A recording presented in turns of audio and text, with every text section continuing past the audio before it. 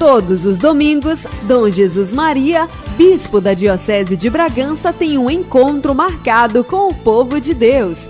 Programa A Voz do Pastor, ensinando e motivando a sermos verdadeiros discípulos de Cristo. Caros fiéis, amigos ouvintes da Rádio Educadora de Bragança, desde a Voz do Pastor vos saudamos e desejamos um bom domingo, um bom dia do Senhor. Este é o último domingo do mês de agosto, mês vocacional. E neste domingo nós recordamos a vocação dos catequistas, daquelas pessoas chamadas por Deus para ensinar às crianças, aos adolescentes, aos adultos.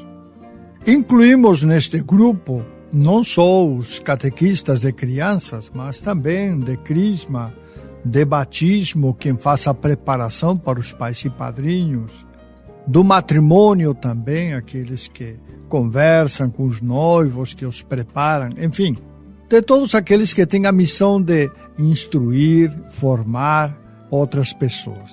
Todos são catequistas. E queremos lembrá-los neste dia porque ser catequista é uma vocação dentro da igreja. E uma vocação especial. A palavra de Deus neste domingo nos revela que a salvação vem pelo sofrimento. Escutemos, pois, o evangelho deste domingo do capítulo 16, versículos 21 a 27 do evangelho de Mateus. Diz assim o texto bíblico. Naquele tempo, Jesus começou a mostrar a seus discípulos que devia ir a Jerusalém e sofrer muito da parte dos anciãos, dos sumos sacerdotes e dos mestres da lei, e que devia ser morto e ressuscitar no terceiro dia. Então, Pedro tomou Jesus à parte e começou a repreendê-lo, dizendo: Deus não permita tal coisa, Senhor, que isso nunca te aconteça. Jesus, porém, voltou-se para Pedro e disse: Vai para longe, Satanás. Tu és para mim uma pedra de tropeço, porque não pensas as coisas de Deus, mas sim as coisas dos homens. Então Jesus disse aos discípulos: Se alguém que quer me seguir, renuncie a si mesmo, tome a sua cruz e me siga. Pois quem quiser salvar a sua vida vai perdê-la, e quem perder a sua vida por causa de mim vai encontrá-la.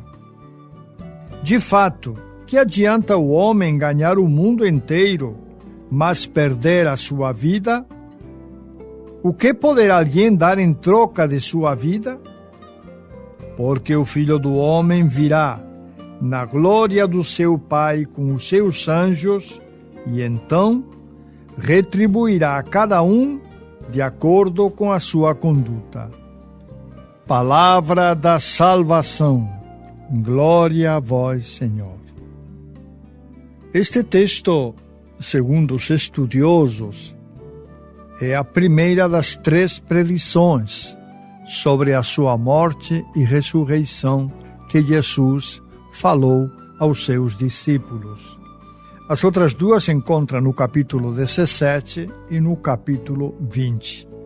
Assim, pois, por 3 vezes Jesus falou da necessidade de ir a Jerusalém e lá iria acontecer a sua morte e a posterior ressurreição. Jerusalém é o centro político e religioso da Palestina. Lá se encontram as autoridades. E lá, tradicionalmente, era o lugar onde os profetas eram mortos ou rejeitados.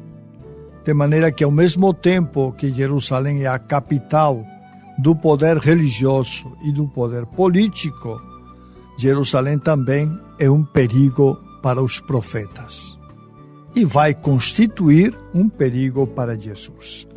Jesus sabe disso. Subir a Jerusalém é se expor, digamos assim, ao poder das autoridades religiosas e civis é colocar a própria vida em risco. Mas Jesus decide subir. Ele sabe que é o seu dever. Ele deve ir a Jerusalém. E é consciente que deve ir para sofrer. E o sofrimento será ocasionado por aqueles que não deviam fazê-lo sofrer. Os anciãos, boa parte deles formavam o Sinédrio, o Conselho dos Judeus, os sumos sacerdotes, teoricamente pessoas santas, e os escribas, conhecedores das Escrituras. São eles que vão fazer sofrer Jesus. Mas Jesus também é consciente que o sofrimento vai ser total e que, no final das contas, irá morrer para depois ressuscitar. Quando revela isto aos seus discípulos, não há dúvida que os escandaliza. Pedro, chamando à parte a Jesus, o repreende. Pedro repreende o mestre, porque Pedro acha que está desanimando o grupo, escandalizando as pessoas.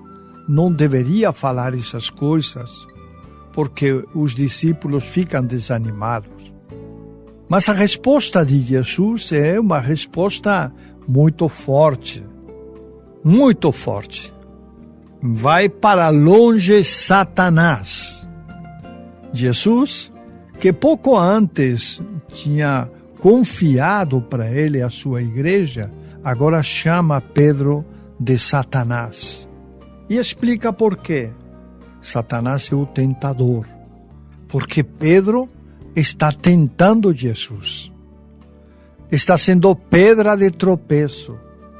Está colocando a maneira de pensar dos seres humanos, que não é a maneira de pensar de Deus. Vai para longe Satanás, porque não pensas como Deus. Tu pensas como os homens. Um pensamento diferente. Um pensamento muito diferente. Por isso Jesus responde dessa forma ríspida para Pedro, e realmente Jesus explica aos seus discípulos a seguir em que consiste a vida, não simplesmente em guardá-la para si, mas em dá-la para os outros. Estamos apresentando a Voz do Pastor.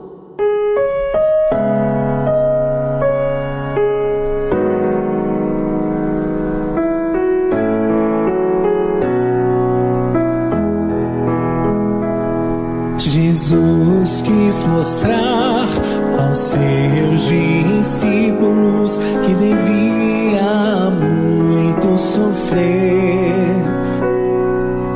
Pela cruz perpassa o seu caminho, mas ao terceiro dia ressuscitará.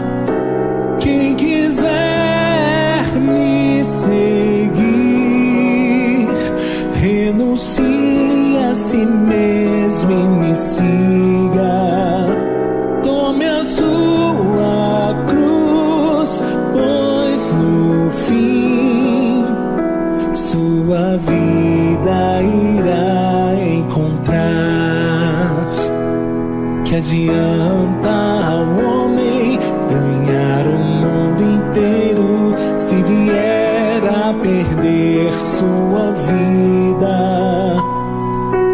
Não há santidade sem renúncia, mas paz se terá. Feliz em Deus então será. Quem quiser me seguir, renuncie a si mesmo e me siga. Tome a sua cruz, pois no fim sua vida irá encontrar. Dom Jesus Maria. Após ter repreendido Pedro, Jesus explica Em que consiste ser discípulo dele? Se alguém quer me seguir, diz Jesus, primeiro renuncia a si mesmo. Renuncia aos seus projetos, aos seus sonhos, a tudo aquilo que ele espera da vida. Tome a sua cruz, a cruz do sofrimento, e me siga. Pois quem quiser salvar a sua vida, a perderá. Mas quem perder a vida por causa de Jesus, irá salvar-se. Esta é a mensagem de Jesus neste Evangelho. Mas eu quero voltar sobre a ideia da resposta de Jesus a Pedro. Tu pensas, Pedro, as coisas dos homens. Como nós pensamos? Nós que somos seres humanos, como pensamos? Muitas vezes queremos dar-nos bem em tudo. Nosso pensamento passa por dar-nos bem, por passar bem. Queremos ter êxito, queremos ter fama, queremos ter dinheiro, queremos passar bem. Não queremos sofrer. Não queremos as cruzes em nossa vida. E não queremos renunciar aos nossos sonhos e aos nossos projetos. Por isso pensamos como os homens. O pensamento de Deus é diferente. Deus pensa diferente de nós. Deus pensa de outra maneira. Onde o sofrimento não é simplesmente dor, mas é uma ajuda para purificar o amor. As dificuldades da vida experimentam, comprovam, verificam a nossa fé e fortalecem a nossa fé. Onde os fracassos nos ajudam a amadurecer como pessoas e como cristãos. E nossas cruzes fortalecem nossa esperança e nossa confiança em Deus. Deus pensa de um outro jeito diferente. É preciso buscar a maneira como Deus pensa, e é na sua palavra, no Evangelho, que vamos encontrá-la. Essa maneira de pensar diferente da maneira dos homens. Deus quer que sejamos discípulos, seguidores, que sigamos Jesus, que o imitemos nas suas palavras e nas suas atitudes, especialmente nas suas atitudes, nos seus gestos. Isso é seguir Jesus. Ter gestos para com os outros, tratando-os como irmãos, entendendo que a pobreza não é uma limitação, mas pode ser uma libertação. Ou entendendo que as dificuldades podem nos ajudar a crescer. Deus quer que carreguemos a cruz, carreguemos nossas dificuldades, nossas deficiências, nossos limites e os limites e deficiências das pessoas que estão conosco. Quem sabe um irmão, quem sabe um amigo. A cruz em nossa vida pode ser uma situação, pode ser uma doença, enfim, há muitas possibilidades. Deus quer que renunciemos a nós mesmos, sim, que renunciemos e deixemos de lado nossos projetos e abracemos com força o projeto dele, que escutemos o que ele nos pede para viver em nossa vida o seu projeto. Deus nos pede para perder a vida por Cristo e para encontrar na vida em Cristo o sentido da nossa própria existência. Deus irá nos dizer de que adianta você ganhar o mundo se perde a vida. Há coisas mais importantes do que a riqueza, a fama, o poder, o prazer. E isso se chama vida eterna. Mais importante do que tudo isso é ganhar a vida eterna. E esse é o objetivo final de todo cristão.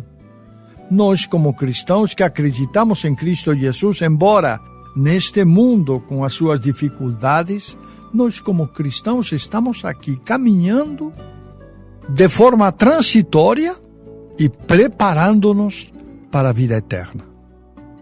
Por isso falamos que este é um tempo kairos, um tempo de graça, porque enquanto temos vida, Deus está realmente a nos abençoar e nos ajudar para que nos libertemos de tudo aquilo que é tentação em nossa vida e estejamos abertos a caminhar rumo à vida eterna, pautados pelo Evangelho e pela Palavra de Deus, onde encontramos como Deus pensa e abandonando a maneira humana de pensar, muito humana e muito egoísta também, de pensar, para abraçar a maneira como Deus pensa.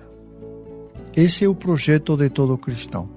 A nossa vocação é uma vocação para a vida eterna. Nós somos chamados por Deus para viver a vida eterna. Mas é claro que para chegar lá, a gente tem que seguir as pegadas de Cristo e obedecer às suas orientações, à sua palavra. Estamos apresentando a Voz do Pastor.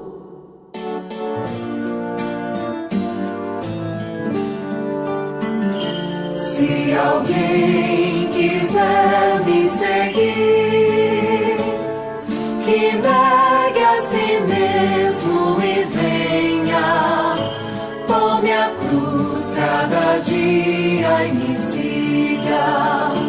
Tome a cruz cada dia e me siga. Sois vós, ó Senhor, o meu Deus, desde a aurora ansioso vos busco. A minha alma tem sede de Deus, como terra sedenta e sem água. Se alguém quiser me seguir, que negue a si mesmo e venha, tome a cruz cada dia e me siga.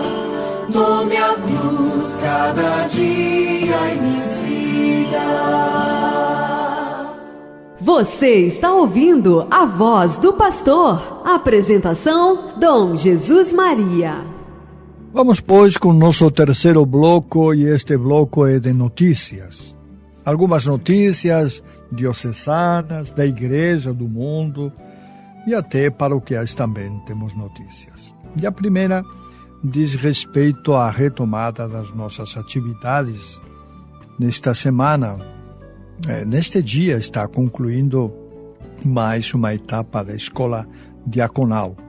Os candidatos, os 25 candidatos ao diaconato permanente que estão se preparando na escola diaconal, desde a sexta-feira estão reunidos no EFAC, no Centro de Formação, participando de mais uma etapa da escola diaconal. Nesta ocasião, eles estão estudando a história da igreja. E também a volta às nossas atividades inclui também a volta às crismas e às celebrações litúrgicas.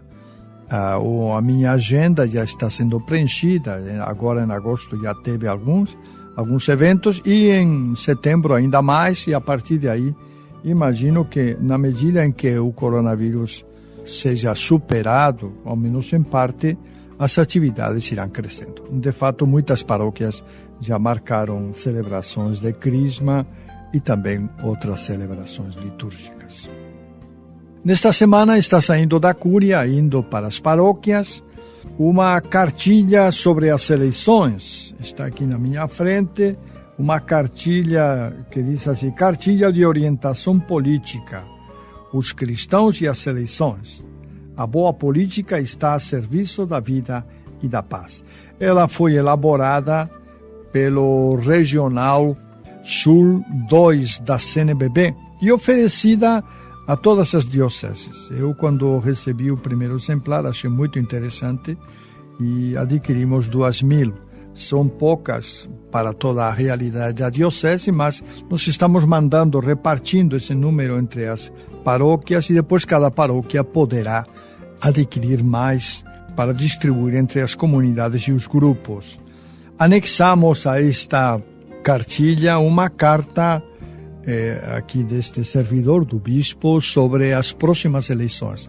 Algumas orientações, não é que numa carta de poucas páginas podemos colocar muita coisa, não? Mas são algumas orientações frente às próximas eleições. Principalmente tentando abordar o tema da corrupção, que é um tema que nos preocupa, porque embora nós já tenhamos a nível eleitoral leis muito boas que denunciam e que promovem, digamos assim, ações contra a corrupção, embora, apesar de tudo isso, ainda realmente em nossas eleições existem muitos atos de corrupção, muita compra e venda de votos. Isso, às vezes, é até descarado. Isso, além de ser um crime, é uma desonestidade e um pecado. Não esqueça, também é pecado vender o seu voto. Bom, nos chega uma notícia de Roma. Em setembro, o Papa estará retomando as audiências gerais com a presença dos fiéis. Como vocês já sabem, já leva mais de 5 meses que estas audiências gerais, desde que começou a pandemia, foram suspensas e agora em setembro estão retomando. Elas acontecem dentro do Vaticano, na sala São Paulo VI, que é uma grande sala para 6.000 pessoas sentadas. O Papa estará retomando essas audiências, nas quais ele sempre faz uma catequese, aborda alguns temas interessantes para todos aqueles que se congregam na sala, que leva o nome de São Paulo VI. Nesta semana tivemos também uma festa bonita, a festa de Santo Agostinho, na sexta-feira. Santo Agostinho, que é que eu considero meu pai espiritual, porque eu sou agostiniano recoleto, né? Criado na espiritualidade agostiniana. Ele que experimentou desde a sua juventude o pecado, enfim, o prazer da vida, mas que depois se converteu para Deus e toda a sua vida ficou focalizada em Deus. Ele para nós é um exemplo de homem também do século XXI, que buscava sempre a verdade, embora tivesse dificuldade para encontrá-la. No final, a encontrou dentro de si e a encontrou em Deus. Dois fatos chamaram a nossa atenção esta semana, e eu os comento rapidamente. O primeiro se refere ao padre Robinson de Oliveira, do Santuário Divino Pai Eterno, né? Que sofreu uma investigação por parte do Ministério Público, uma denúncia mais que investigação, não? De desvio de recursos financeiros do santuário, da obra da construção do novo santuário, e que foi suspenso pelo bispo de Goiânia, né? Foi suspenso tanto de ficar ao frente do santuário como também do ministério, né?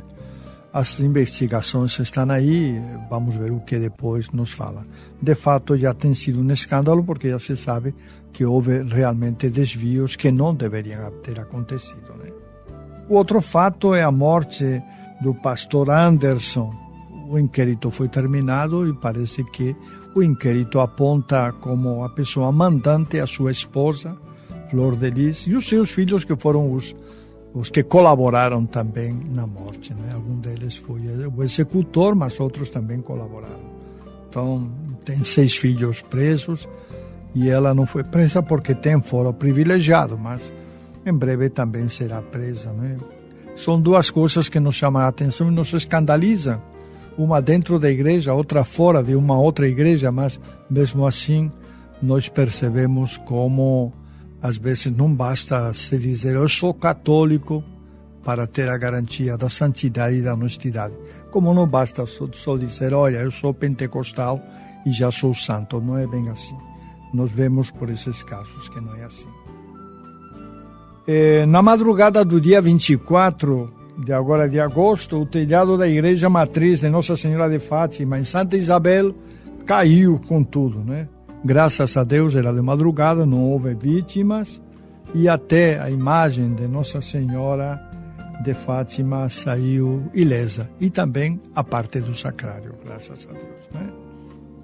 Agora os fiéis já estão se empenhando para reconstruí-la, e eu acredito que em breve ela estará em pé. E uma última coisa que eu queria comentar com vocês é precisamente sobre a cartilha das eleições.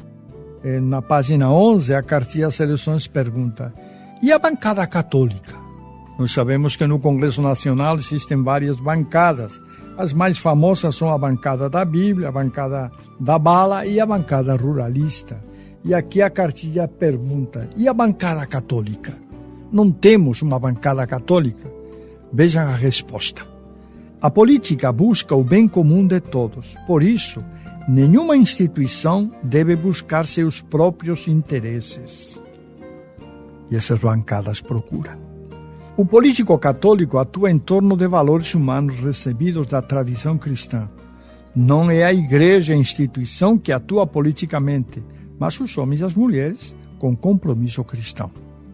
É interessante porque na política o que devemos pautar é o bem comum, não o bem da minha igreja, do meu partido, o meu bem pessoal, o bem dos meus amigos, ou o bem do meu grupo, né? Como pode ser este fato das bancadas. Por isso a igreja não tem bancada, embora tenha muitos deputados católicos, mas não tem bancada. E nada mais, por hoje então terminamos. Desejo, pois, que até a próxima semana vocês passem bem. E nada mais, nada mais. Que Deus vos abençoe e vos conceda a sua paz. Uma boa semana.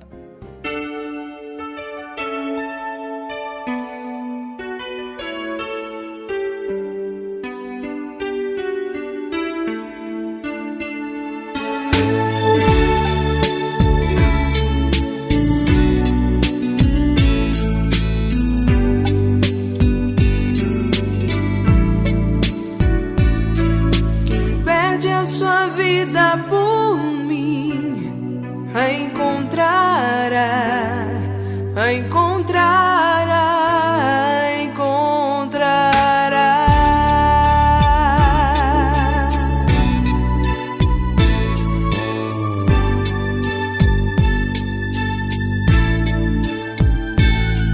Quem deixa seu pai por mim, sua mãe por